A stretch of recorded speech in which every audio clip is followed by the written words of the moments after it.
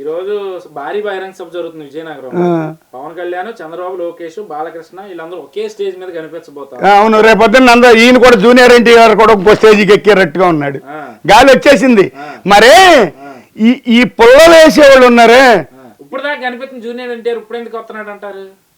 తాతగాలి జోకింది. మరి జోకిందా, ఎన్నికల్లో గెలుస్తున్నారని గాలి జోకిందా? నేను నవకీలుగా మాట్లాడినట్టు ఉంటుంది. మీరు కోపం తెచ్చుకొని అంటే చెప్పనా అని. ఒక రకంగా అయితే ఎన్నికల్లో గెలుస్తాడు మామయ్య అనుకుని మేనత్త మొగుడని వస్తున్నాడు. అంతేగా మేనత్త మొగుడు అవుతాడుగా ఆయనకి చంద్రబాబు గారు. అంటే అరెస్ట్ చేసినప్పుడు కనపడలేదు, ఎప్పుడు కనపడలేదు, గెలుస్తారనే సార్ వస్తారు. జగన్మోహన్ రెడ్డి నెక్స్ట్ కూడా గెలుస్తాడేమో, మనకి ఎందులే, బీజేపీలో అమిత్ షా వచ్చి మాట్లాడాడుగా, తప్పకుండా పెద్ద మేనత్త ఆవిడ పొలందేసి ఎందుకులే అనుకున్నాడేమో. మరి అలా అంటే మీరు ఇలా బ్రేక్ వేస్తున్నారు. తాత గుర్తొచ్చాడంటే ఇప్పుడు గుర్తొచ్చాడు అంటున్నారు.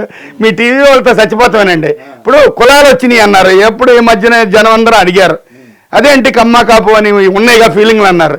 ఎక్కడ కమ్మ ఎక్కడ కాపు అండి. ఒక మాట చెబుతున్నా, మీరు ఇది కట్ చేయకూడదు. వల్లభనేని కిరణ్ గారని చిత్తూరు బండి కోడిగుడ్లు వ్యాపారస్తుడు, ఆయన దుబాయ్ అన్ని దేశాలు తిరిగాడు. ఈ దేశాలు నాకు అనవసరం. టీజీ వెంకటేష్ ఫ్రెండ్ ఆయన. 200-300 లారీలు ఉన్నాయి తెలంగాణలో. పెద్ద పెద్ద ఖమ్మం దగ్గర బండ కోరీలు రాళ్ళు, మెడ్రాసు కాకినాడ ఎక్స్పోర్ట్ ఉంది.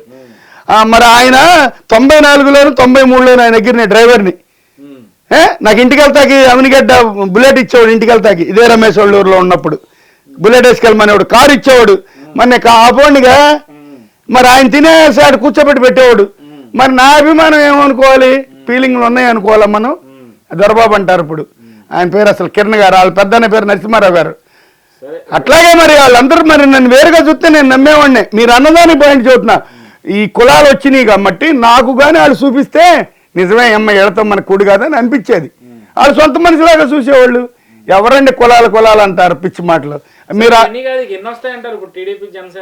నేను మొదటి నుంచి చెబుతున్నా, 4 ఏళ్ళ నుంచి చెబుతున్నా, నన్ను పిచ్చోని చేశారు. ఇప్పుడు మీరు కొద్దిగా లైక్ చేస్తున్నారు.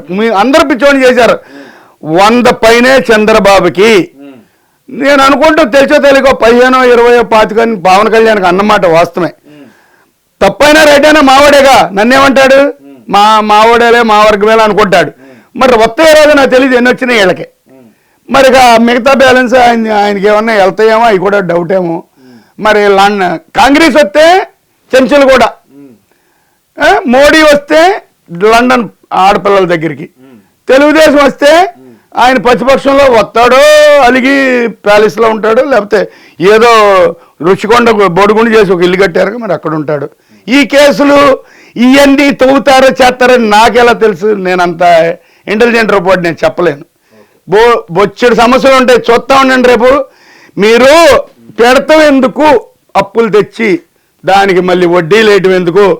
ఒక మనిషికి తెల్లారి TV 9లో విన్నాను, ప్రసాద్ గారు తలకాయకి 8 లక్షలు పడిపోయిందంట ఆల్రెడీ. పసిపిల్లడికి కూడా, ఏంటి పాలు దగ్గర పిల్లడికి కూడా. నేను ఎందుకు కట్టాలంటే కుదరదంట. ఆయన ఎవరు? అదే చెబుతున్నాను సార్. మీరు కొప్పడితేలాగా భయపడితేలాగా చెమట పడుతుంది నాకు. ఇప్పుడు మనిషికి 8 లక్షలు పడిందంట. ఆయన ఎవరో ఢిల్లీ నుంచి TV 9లో ఇచ్చాడు. ఏంటి ఇది న్యూస్. ఎలా ఇచ్చాడు? జగన్మోహన్ రెడ్డి మీద ఇవ్వలా, ఆంధ్ర రాష్ట్రంలో అప్పు గురించి చెప్పాడు. కార్గే అది రిజర్వ్ బ్యాంకు చెప్పాడు. మోడీ గురించి మాట్లాడలా, పొలం దేశం గురించి మాట్లాడలా, ఎక్స్ట్రా ఇంకా చంద్రబాబు గురించి మాట్లాడలా. ఈ అప్పును బరిపరచాలంటే అతనే తప్పుకుంటా చూస్తున్నాడు. ఎవరో ఆ కుర్రాడు జగన్మోహన్ రెడ్డి గారు. ఈయన వచ్చాడనుకో పెద్ద తలకాయగా బాబు అని ఏదో దేశం వెళ్ళి కాసి తెస్తాడు. కాకులకి గద్దలకి కోడి పిల్లలు పెట్టినట్టు పెడతాడు. మళ్ళీ మనం అట్టాగిరి ముందు ఫస్ట్ అమరావతి పనిపుచ్చుకుంటాడండి.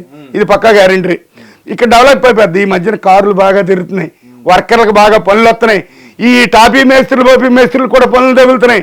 ఎందుకంటే కొంతమంది జడిసి చంద్రబాబు గెలుతున్నాడని కొన్ని టైట్ చేసినవి ఉంటాయా, నా పట్టుకొని ఆఫీసర్లు నొక్కిని ఫ్రీగా వదిలేశారు. దానివల్ల పనులు వస్తున్నాయి.